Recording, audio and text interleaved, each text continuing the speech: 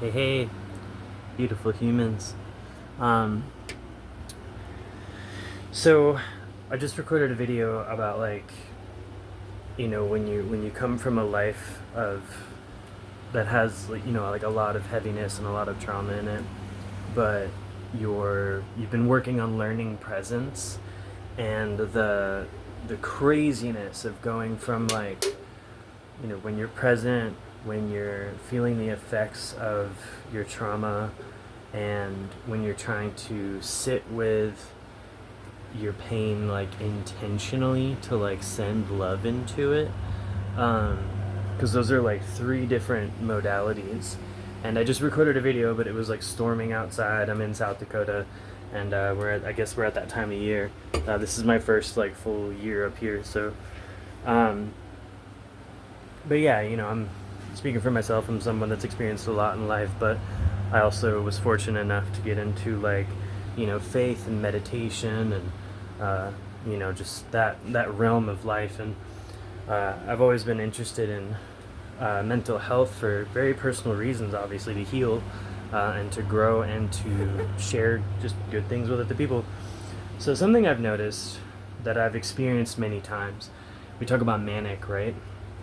So, the word manic and being manic, when you've been through a lot and you go from having all of this subconscious, conscious pain inside of you, from just memories, triggering, all that stuff just built up inside of you, and you force yourself to be present, sometimes that can lead to mania because your mind, it's like a part of you gets all excited, right? Because you're like, oh my gosh, I'm finally in the moment, I can breathe, I can be happy, all this stuff.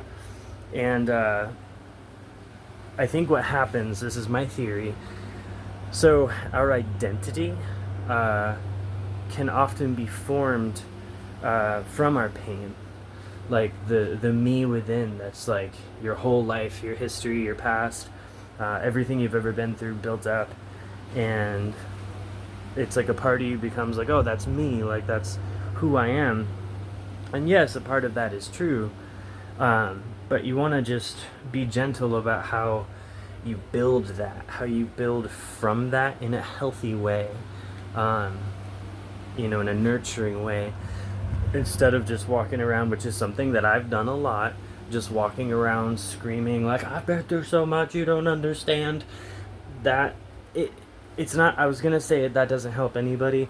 It does help people see where you're at, but there's a point where you want to learn how to just communicate gently.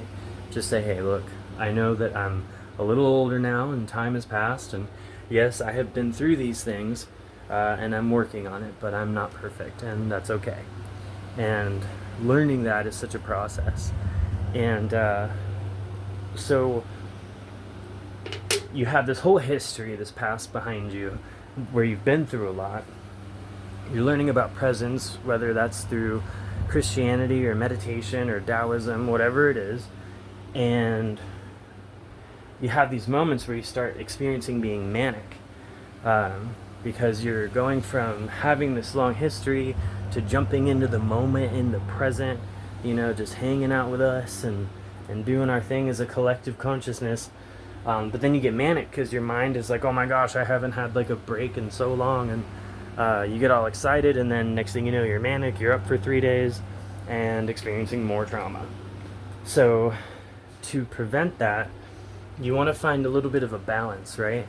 Of where you actively sit with your pain, whether that's just throughout your day, throughout whatever your activities are, or at night before bed. You sit with your pain and you ask yourself the mature, loving questions of, what keeps coming to mind?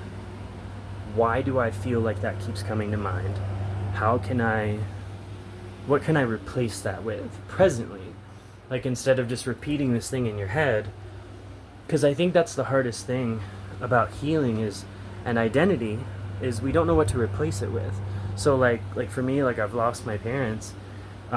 It's been really difficult for me to learn how to not replace my the memory of my parents, but become who I am as an independent adult, and an artist and whatever you happen to be. And it's a process, man. It's a woman, he, she, they, whatever you got going on. um, it's a process. And so I just want to encourage and just put something positive out there, uh, to let you're never alone. You're literally never alone. God is very real. The collective consciousness is very real. uh, there's an awareness of what you're experiencing way more than you potentially realize, and it's okay and it's beautiful. And give yourself time to sit with your pain in a healthy way. Give yourself time to be present in a constructive way, and string it all together. Like, don't have it be from room to room in your head, but like have it all as like a collective part of you, where it's like you remind yourself when you're present, just be like, I am aware that I'm in the moment right now, and that is okay. Because I've had experiences where being present actually scared me, because I was so used to just like thinking all the time, or like being in my pain or whatever. I was so used to that. And so yeah, being present sometimes scared me, because I felt like I was losing a part of yourself, and you're not. You're not.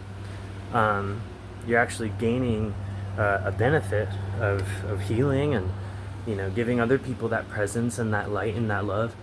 And so yeah, I just want to put something good out there, and balance your presence and your healing, and learn how to replace it, and sit with yourself, and uh, just be good to yourself.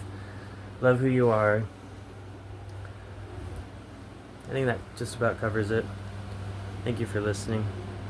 I love you all.